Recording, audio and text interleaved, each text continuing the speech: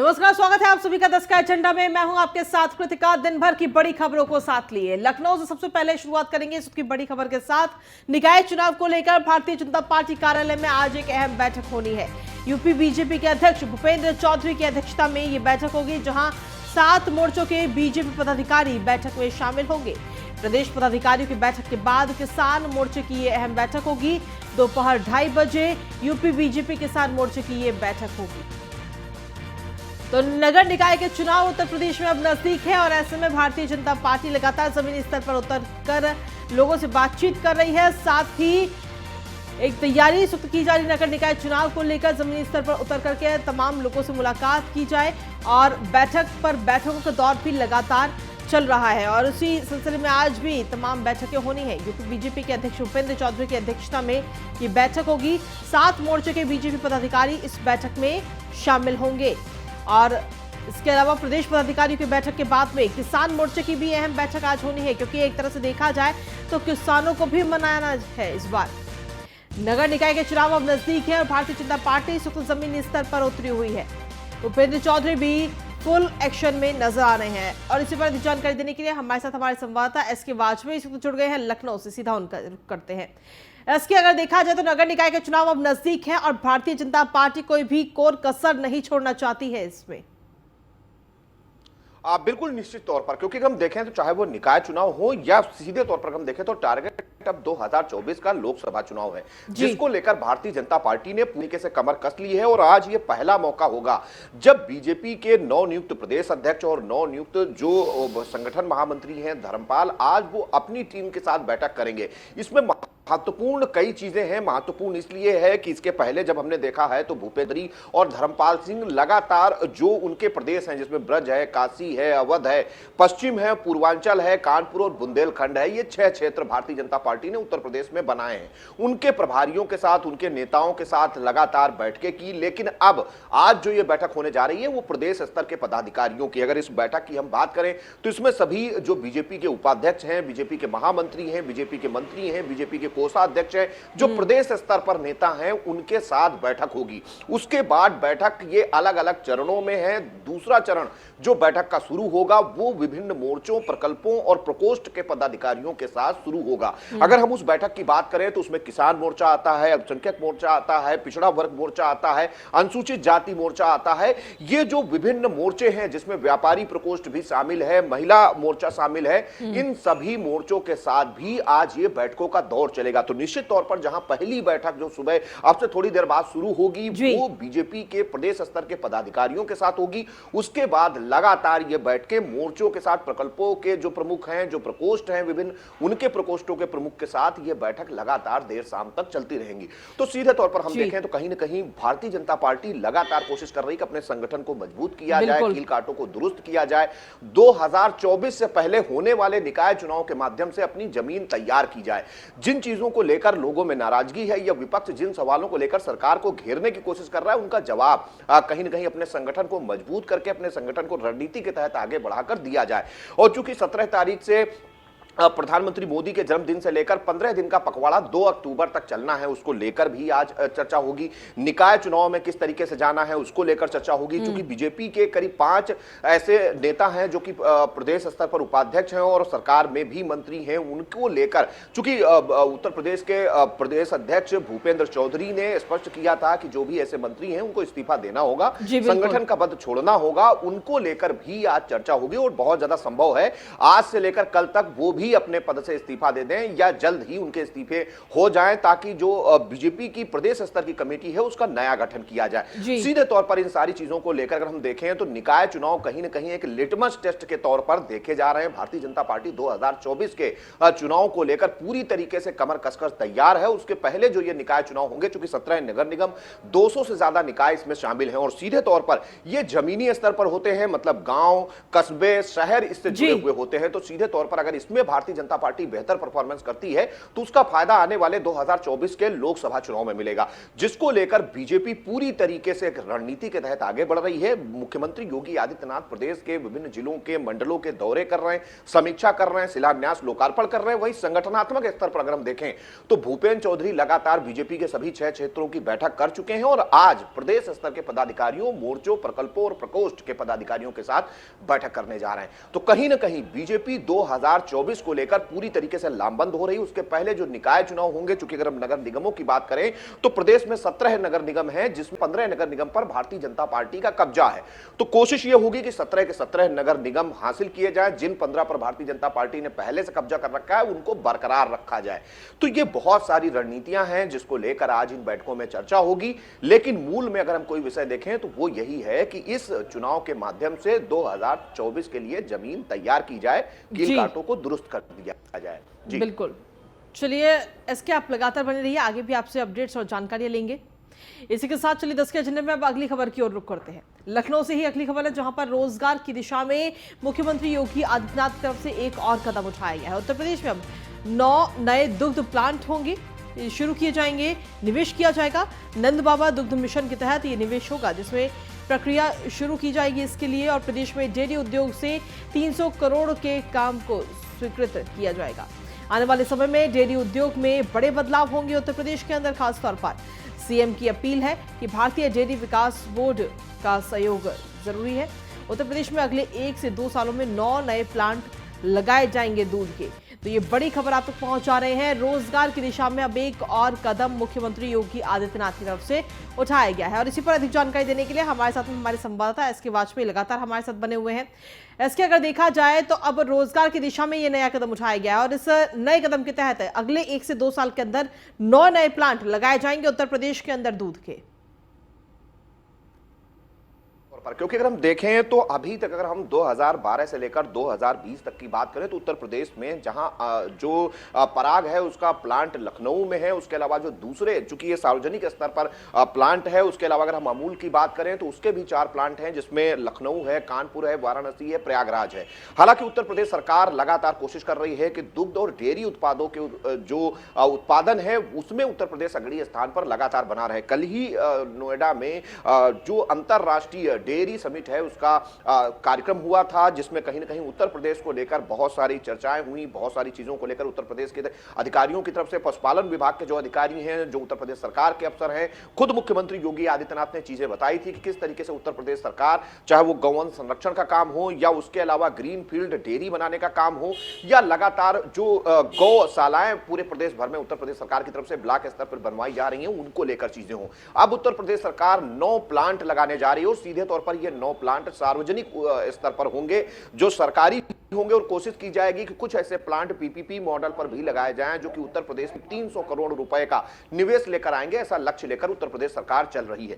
सीधे तौर पर एक कोशिश उत्तर प्रदेश सरकार की है कि बड़े पैमाने पर रोजगार को इससे जोड़ा जाए। अगर हम जिलों की बात तो गोरखपुर जैसा जिला है, बस्ती है, लखनऊ है, उन्नाव है, झांसी है, ये वो जिले हैं जिनको टारगेट किया जाएगा, जहां पर जो नंद बाबा के नाम पर उत्तर प्रदेश सरकार योजना चला रही है, उसके जरिए 300 करोड़ का लक्ष्य लेकर उत्तर प्रदेश सरकार चल रही है। और इन 9 डेयरियों को खोला जाएगा, जिसमें पराग और साथ ही साथ जो सार्वजनिक उद्यम की कंपनियां हैं उनको कहीं न कहीं मौका देने की कोशिश होगी कि वो अपने उत्पादों को प्रदेश के सभी जिलों तक सुगमता से पहुंचा सकें, और बड़े पैमाने पर जो एक मार्केट है उत्तर प्रदेश का उसको कहीं न कहीं अपने अंडरटेकिंग में ले सके, और बाहर भी लगातार एक्सपोर्टेशन बढ़ाया जाए। अगर हम अभी तक की बात करें तो 31,000 मीट्रिक टन डेयरी उत्पादों का एक्सपोर्टेशन उत्तर प्रदेश करता है, जो कि देश में सर्वाधिक है।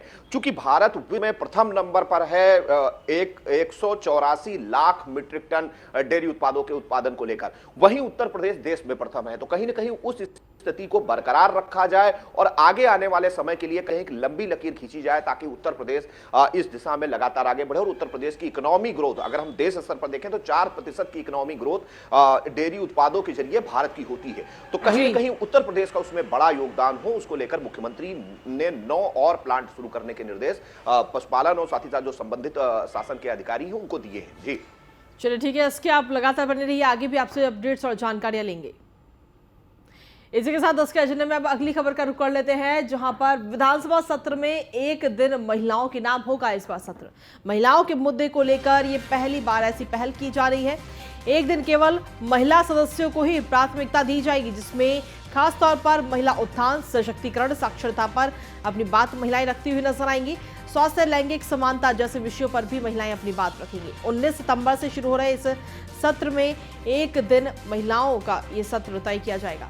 कोई और विधायी कार्य इस दिन संपन्न नहीं किया जाएगा। तो ये बड़ी खबर आपको बता रहे हैं, ये पहली बार ऐसी कोई पहल की जा रही है उत्तर प्रदेश के अंदर। खास तौर पर महिलाओं के लिए एक दिन खास निर्धारित किया जाएगा, जिसमें और इस सत्र के दौरान सिर्फ महिलाओं के मुद्दों को लेकर चर्चा की जाएगी। एसके वाजपेयी हमारे साथ लगातार हमारे संवाददाता बने हुए हैं। एसके, क्या कुछ अपडेट्स मिल रही है? देखिए, एक नई पहल इस वक्त उत्तर प्रदेश के विधानसभा में शुरू की जा रही है, जिसमें एक दिन जो है वो सिर्फ महिलाओं को दिया जाएगा। बिल्कुल निश्चित तौर पर, क्योंकि अगर हम देखें तो उत्तर प्रदेश सरकार लगातार महिला सशक्तिकरण, साथ ही साथ महिलाओं को आगे बढ़ाने को लेकर लगातार विभिन्न स्तरों पर काम कर रही है। चाहे वो शिक्षा हो या दूसरे जो सेक्टर हैं, उन सेक्टरों में लगातार महिलाओं को कैसे प्रतिनिधित्व दिलाया जाए, कैसे उनको विकास की मुख्य धारा के साथ जोड़ा जाए, उस पर काम कर रही है। जहां तक हम बात करें उत्तर प्रदेश के विधानसभा सत्र की, तो 19 से ये सत्र शुरू होगा, 23 तक चलेगा। करीब 5 दिन का ये सत्र है। मतलब उत्तर प्रदेश सरकार ये 5 दिन का सत्र लेकर आ रही है। और इस सत्र के दौरान एक दिन ऐसा रखा जाएगा, क्योंकि इस बार अनुपूरक बजट भी अभी तक उत्तर प्रदेश सरकार की तरफ से लाने की घोषणा नहीं की गई है। तो निश्चित तौर पर जो निधन निर्देश हैं, जो पहले दिन होंगे मतलब 19 तारीख को, उसके बाद अगर हम 20 तारीख से बात करें तो लगातार विधायी कार्यों के लिए दिन निर्धारित किए गए हैं, जो कि अभी तक का प्लान जारी हुआ है विधानसभा सत्र को लेकर। उसमें एक दिन कोई महिलाओं को लेकर निर्धारित किया जाएगा, क्योंकि अगर हम बात करें तो उत्तर प्रदेश विधानसभा में 47 महिला विधायक हैं। तो सीधे तौर पर उनके क्षेत्र से जुड़ी हुई क्या समस्याएं हैं, खास तौर पर महिलाओं को लेकर वो क्या चीजें सोचती हैं, किस तरीके से महिलाओं का उत्थान किया जा सकता है, विकास की मुख्य धारा से जोड़ा जा सकता है, महिला सशक्तिकरण के लिए कौन से कदम उठाए जा सकते हैं, महिला एवं बाल विकास की तरफ से कितनी ऐसी योजनाएं हैं जिनका लाभ उत्तर प्रदेश की महिलाओं को दिलाया जा सकता है। इन बहुत सारे विषयों को लेकर जो महिला विधायक हैं वो अपनी बात रख सकें, उनकी अपनी विचारधारा क्या है, क्या सोच है, किस तरीके का एक्शन प्लान लेकर वो चलना चाहती हैं, इस पर प्राथमिकता दी जाएगी। तो कहीं ना कहीं अपनी तरीके की एक अनूठी पहल है जो कि उत्तर प्रदेश विधानसभा से शुरू होगी, जिसमें जो महिला विधायक हैं वो अपने सवाल रखेंगे और उत्तर प्रदेश सरकार के मंत्री हैं, अगर संबंधित को जवाब भी देना होगा तो वो जवाब देंगे। लेकिन बाकी चीजें कहीं ना कहीं महिलाओं को समर्पित होंगी और एक कोशिश होगी कि एक दिन पूरा, जिस दिन कोई विधायी कार्य ना किया जाए, महिलाओं को अपनी बात रखने का, जो महिला जनप्रतिनिधि हैं वो अपनी बात रखें और उसके जरिए कहीं ना कहीं लोगों तक अपनी बात पहुंचा सके। उत्तर प्रदेश सरकार भी उनके जो विषय हैं, जो उनकी मांग है, जो उनकी आवश्यकताएं हैं, उस पर काम कर सके। तो इसको लेकर एक बड़ी पहल करने की कोशिश इस बार विधानसभा सत्र में होगी। अब देखना यह है कि जब पहले दिन चर्चा होगी, उसके बाद कौन सा ऐसा दिन होता है जो 19 से 23 तारीख के बीच में होता है, जिसमें महिलाओं को पूरे दिन चर्चा के लिए वक्त दिया जाता है। जी चलिए, बहुत बहुत शुक्रिया तमाम जानकारी देने के लिए एसके वाजपेयी। और इसी के साथ चलिए 10 के एजेंडे में अब आगे बढ़ते हैं और अगली खबर का रुख कर लेते हैं मथुरा से, जहां पर श्री कृष्ण जन्मभूमि शाही ईदगाह विवाद मामले में आज अहम सुनवाई होनी है। अधिवक्ता महेंद्र प्रताप के प्रार्थना पत्र पर यह अहम सुनवाई होगी और पहली सुनवाई के लिए हिंदू पक्ष ने रिवीजन जो है वो दायर किया था। सिविल जज जूनियर डिवीजन में सुनवाई के आदेश दिए गए थे। आदेश के खिलाफ जिला जज की अदालत में ये रिवीजन दाखिल किया गया था। तो इसकी बड़ी खबर आप तक पहुंचा रहे हैं। आज ये अहम सुनवाई होनी है। श्री कृष्ण जन्मभूमि और शाही ईदगाह मस्जिद को लेकर ये अहम सुनवाई आज होगी। आदेश के खिलाफ जिला जज की अदालत में रिवीजन दाखिल किया गया है। श्री कृष्ण जन्मभूमि शाही ईदगाह विवाद मामले की आज अहम सुनवाई होनी है। ये बड़ी खबर आप तक पहुंचा रहे हैं मथुरा से। इसकी बड़ी खबर, मथुरा जन्मभूमि विवाद मामले में आज ये अहम सुनवाई होगी। पहली सुनवाई के लिए हिंदू पक्ष ने ये रिवीजन दायर किया था, जिस पर आज सुनवाई होनी है। सिविल जज सीनियर डिवीजन में सुनवाई के आदेश दिए गए थे और आदेश के खिलाफ जिला जज की अदालत में ये रिवीजन दाखिल किया गया है। और अधिक जानकारी के साथ हमारे संवाददाता गगन पंडित इस वक्त जुड़ गए हमारे साथ में, सीधा उन्हीं का रुख करते हैं। गगन, क्या कुछ ताजा अपडेट है आपके पास में? श्री कृष्ण जन्मभूमि विवाद मामले में आज ये अहम सुनवाई होने जा रही है। जी देखिए, बता दूं, श्री कृष्ण जन्मभूमि विवाद में जो आज सुनवाई है, जिला जज की अदालत में सुनवाई होनी है। आपको बता दूं कि जो रिवीजन जो है दाखिल किया गया है श्री कृष्ण जन्मभूमि विवाद में, रिवीजन में जो प्रार्थना पत्र में मांग की गई है जिला जज की अदालत में कि जो है भगवान श्री कृष्ण जन्मभूमि का जो विवादित स्थल है वहां पे जो है उसका सर्वे कराया जाए और सर्वे कराकर न्यायालय के समक्ष जो है रिपोर्ट प्रस्तुत कराई जाए। इसी के चलते सिविल जज सीनियर डिवीजन की अदालत में पूर्व में यह प्रार्थना पत्र लगाया गया था, जहां से इसको लंबे समय तक सुनवाई न होने की वजह से जो रिवीजन जिला जज की अदालत में दाखिल किया गया। उसी के चलते जो आज इसमें सुनवाई होनी है, अधिवक्ता महेंद्र प्रताप के बाद में सुनवाई होनी है। अब देखना होगा कि रिवीजन की सुनवाई को क्या जिला जज की अदालत अलाउ करती है। जी गगन, आखिर इस सुनवाई का समय क्या कुछ अभी तक दिया गया है? जी देखिए, बता दूं कि जिस तरीके से बताया जा रहा है, अधिवक्ताओं से जो फोन कॉल पे हमारी बात हुई है, बताया जा रहा है कि लंच के बाद जो है इसमें सुनवाई होगी। 2 बजे के बाद जो है जिला जज की अदालत में इस पर सुनवाई होनी है। जिला जज की अदालत में सुनवाई के समय जो है दोनों ही पक्ष वहां मौजूद रहेंगे और दोनों पक्ष अपनी अपनी दलीलें कहेंगे। अगर बात करें मुस्लिम पक्ष की, तो मुस्लिम पक्ष लगातार 7 रूल 11 की बात करता आ रहा है, जबकि हिंदू पक्ष का कहना है कि पहले जो सर्वे होना है वो ज्यादा महत्वपूर्ण है। हिंदू पक्ष लगातार सर्वे की बात कर रहा है, वहीं अगर बात करें मुस्लिम पक्ष की तो 7 रूल 11 की बात कर रहा है। जी ठीक है, चलिए, शुक्रिया गगन तमाम जानकारी और अपडेट्स देने के लिए। इसी के साथ चलिए 10 के एजेंडे में अब अगली खबर का रुख कर लेते हैं। लखनऊ से, जहां पर सीएम योगी आदित्यनाथ का 2 दिवसीय गोरखपुर दौरा आज से शुरू हो रहा है। आज और आने वाले कल गोरखपुर दौरे पर रहेंगे सीएम योगी आदित्यनाथ। हालांकि इसको दौरा न कहकर प्रवास कहा जाए तो ज्यादा बेहतर होगा, क्योंकि इस दौरान मुख्यमंत्री योगी आदित्यनाथ अपने पर्सनल कार्यक्रम में शामिल होने के लिए वहां पहुंचे हुए हैं। सुबह करीब 10:30 बजे, अब से कुछ ही देर में गोरखपुर मुख्यमंत्री पहुंचेंगे, जहां पर श्रद्धांजलि समारोह में भी मुख्यमंत्री शामिल होंगे। कल हवन भंडारे के साथ ही कथा की पूर्णाहुति भी होगी और इस कार्यक्रम में भी मुख्यमंत्री शामिल होते हुए नजर आएंगे। तो 2 दिनों का ये दौरा है मुख्यमंत्री योगी आदित्यनाथ का। 2 दिन गोरखपुर में ही रहेंगे मुख्यमंत्री, जहां पर कार्यक्रम में शामिल होते हुए मुख्यमंत्री नजर आएंगे। जो कथा का कार्यक्रम है और कथा की पूर्णाहुति कार्यक्रम में भी मुख्यमंत्री शामिल होंगे। 10:30 बजे गोरखपुर आज मुख्यमंत्री पहुंचेंगे। अब से कुछ ही देर का वक्त जब मुख्यमंत्री योगी आदित्यनाथ अपने गृह क्षेत्र गोरखपुर पहुंचेंगे। श्रद्धांजलि समारोह में शिरकत मुख्यमंत्री करते हुए नजर आएंगे। उसके बाद में कल हवन भंडारे के साथ कथा का जब पूर्णाहुति होगी तो इस दौरान भी मुख्यमंत्री वहां मौजूद रहेंगे।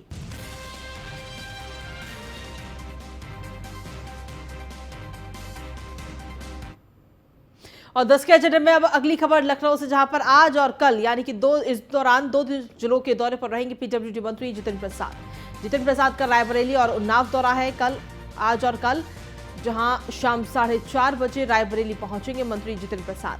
विचार परिवार के सदस्यों के साथ भेंटवार्ता करेंगे। शाम 5 बजे पीडब्ल्यूडी निरीक्षण भवन पहुंचेंगे जितिन प्रसाद।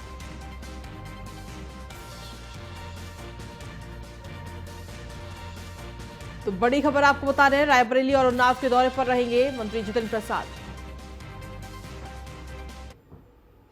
और अगली खबर जौनपुर से, आपको बता दें कि डिप्टी सीएम केशव प्रसाद मौर्य आज जौनपुर के दौरे पर रहेंगे, जहां स्वर्गीय उमानाथ सिंह की पुण्यतिथि पर आयोजित श्रद्धांजलि सभा में वो हिस्सा लेंगे। दोपहर तिलकधारी स्नातकोत्तर महाविद्यालय में श्रद्धांजलि सभा का आयोजन होना है।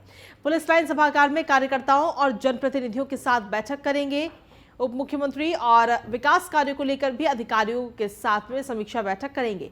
डिप्टी सीएम के दौरे को लेकर पुलिस प्रशासन भी इस वक्त अलर्ट पर है।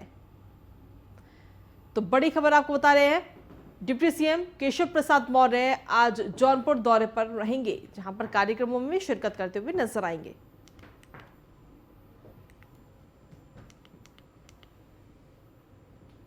और अगली खबर गाजियाबाद से, जहां पर लोनी से विधायक नंद किशोर गुर्जर ने सफाई व्यवस्था का निरीक्षण किया है। लोनी में सफाई व्यवस्था का ये जायजा लेते हुए नजर आए हैं। निरीक्षण के दौरान अधिकारियों को निर्देश दिए। सभी नगर पालिका अधिकारी रोजाना सफाई व्यवस्था का निरीक्षण करेंगे। सुबह 5 बजे से 8 बजे तक सफाई व्यवस्था का निरीक्षण करेंगे और सुबह 10 बजे से शाम 5 बजे तक जनता की समस्या पर सुनवाई की जाएगी और लापरवाही मिलने पर शासन को रिपोर्ट भी भेजी जाएगी।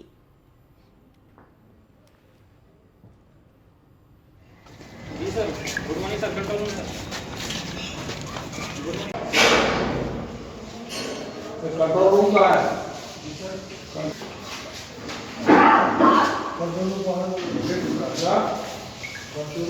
ये भी हम देखें, क्योंकि केवल आप ही नहीं, उनको भी जिम्मेवारी है कि वो आकर के आप देखें। बहुत बढ़िया।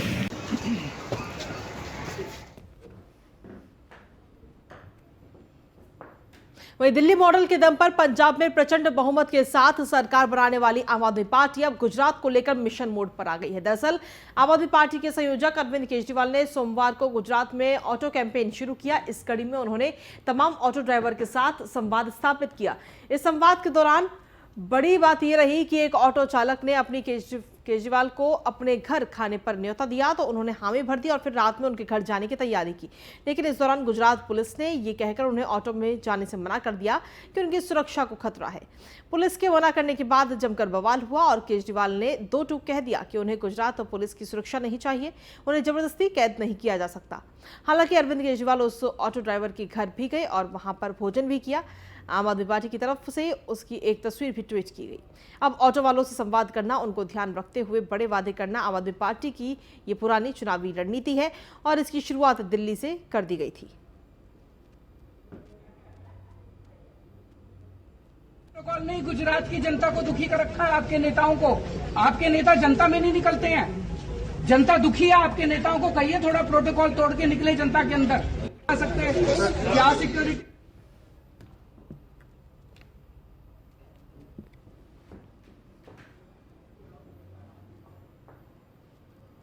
और अगली खबर वाराणसी से, जहां पर ज्ञानवापी विवाद पर बड़ा फैसला आया है। हिंदू पक्ष के फैसले में वाराणसी कोर्ट ने अपना फैसला सुना दिया है। हिंदू पक्ष की अपील स्वीकार की गई है, मुस्लिम पक्ष की अपील को खारिज कर दिया गया। ज्ञानवापी विवाद में हिंदू पक्ष की बड़ी जीत हुई। श्रृंगार गौरी केस सुनने लायक है, ऐसा कहना है वाराणसी कोर्ट का। जिला जज डॉक्टर अजय कृष्ण ने यह फैसला सुनाया है। वाराणसी कोर्ट ने हिंदू पक्ष की दलीलों को सही माना है।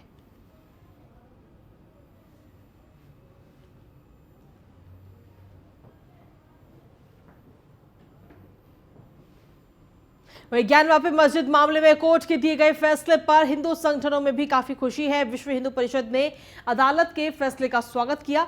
विश्व हिंदू परिषद के कार्याध्यक्ष आलोक कुमार ने अदालत के इस फैसले को संतोषजनक बताया। उन्होंने कहा कि वाराणसी के मंदिर की मुक्ति के लिए पहली बाधा पार कर ली गई है। वाराणसी कोर्ट का ये बहुत संतोषजनक है।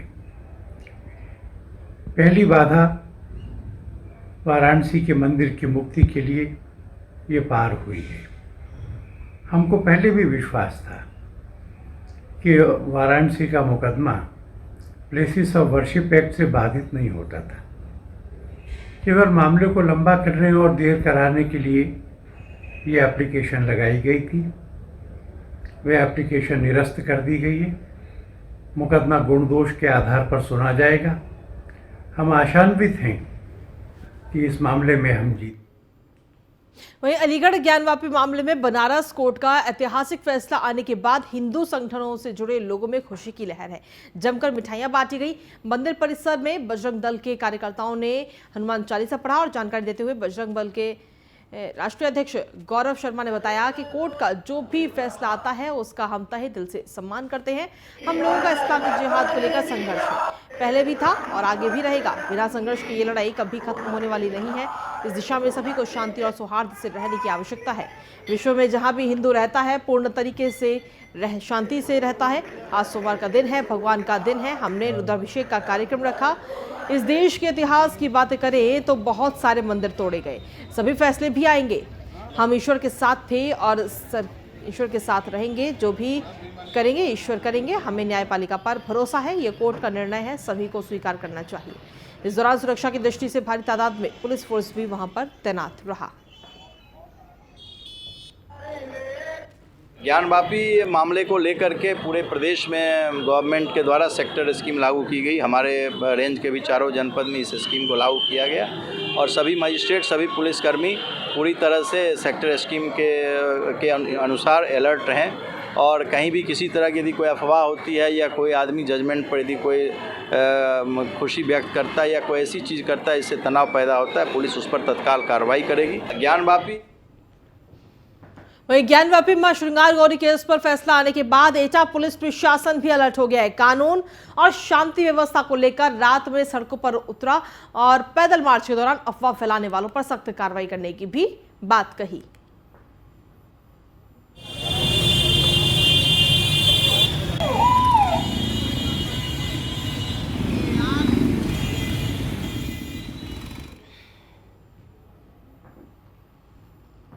वहीं जौनपुर में बच्चा चोरी का आरोप लगाकर लोगों से आए दिन मारपीट के मामले में 2 अलग अलग थानों से 9 लोगों को गिरफ्तार किया गया। पुलिस अधीक्षक ग्रामीण शैलेंद्र सिंह ने बताया कि बच्चा चोरी का आरोप लगाकर मारपीट करने वाले 4 लोगों के खिलाफ मुकदमा दर्ज कर गिरफ्तार किया गया है। उन्होंने कहा कि बच्चा चोरी की अफवाह फैलाने या किसी से मारपीट करने वालों के खिलाफ कड़ी कार्रवाई की जाएगी।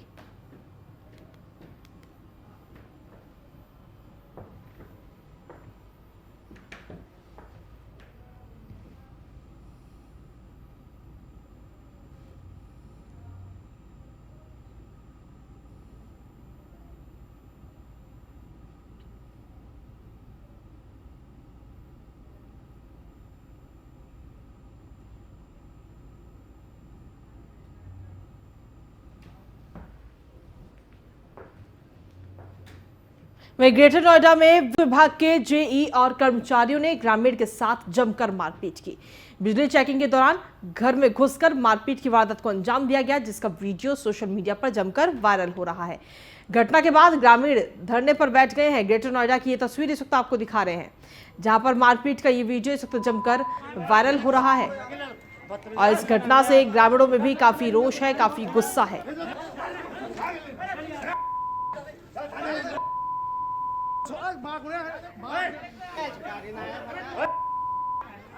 अधिक जानकारी के साथ ब्यूरो चीफ निशांत शर्मा इस वक्त हमारे साथ जुड़ गए फोन लाइन पर। निशांत, ये वीडियो इस वक्त हम लोग देख रहे हैं, अपने दर्शकों को भी दिखा रहे हैं, काफी ज्यादा मारपीट इस वीडियो में हम देख पा रहे हैं। क्या है ये पूरा मामला? से देखा जाए दनकौर थाना क्षेत्र ये ग्रेटर नोएडा का मामला है और जिस तरीके से आप देख सकते हैं कि किस तरीके से एक वीडियो के अंदर एक सरकारी कर्मचारी किस तरीके से घर में घुसकर मारपीट कर रहे हैं, जिस तरीके से आरोप लगे और साफ तौर पर तस्वीरें साफ कर रही हैं कि किस तरीके से मारपीट कर रहे हैं। ग्रामीण लोगों ने इसका काफी विरोध किया है। हालांकि इसमें वीडियो के अंदर जेई लाइनमैन सभी बताए जा रहे हैं, जिस तरीके से बताया जा रहा है कि घर के अंदर घुसकर मारपीट की और जबरन बुरी तरह से मारपीट की और जिसका वीडियो अब वायरल हुआ। हालांकि दनकौर के जो लोग हैं ग्रामीण हैं उन्होंने खुद थाने पर घेराव किया है, धरना किया है। इस मामले में FIR दर्ज कर ली गई है। हालांकि उन पर कार्रवाई की मांग की जा रही है, लेकिन जिस तरीके से सोशल मीडिया पर वीडियो वायरल हुआ उसके बाद जो कहीं ना कहीं अब जो है पुलिस जो है कार्रवाई की बात कर रही है। जी, चलिए शुक्रिया तमाम जानकारी देने के लिए निशांत।